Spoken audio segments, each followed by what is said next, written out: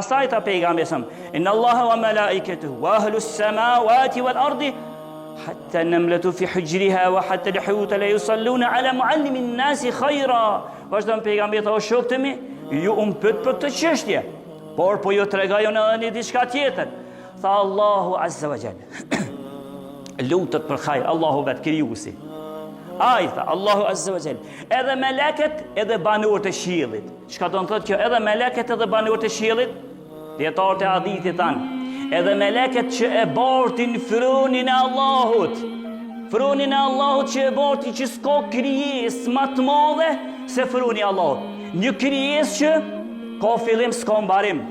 S'ka krijesë më të madhe se froni i Allahut. Tha edhe ata meleket që e bartin, pulut kanë për ty nëse je njëri i dijes. Pulut kanë më të rrjedh hajri dhe më të ardh hajri ty, nëse je njëri i dijes. Edhe banorët e qiellit kur tha, meleket që janë nivelet më të ulë se bartësit e fronit. Edhe ata pulut kanë vazhdimisht për ty, tha pejgamberi, derisa edhe milingona në vrimen e tij, edhe peshku në ndetin e tij, lutën për ty vazhdimisht.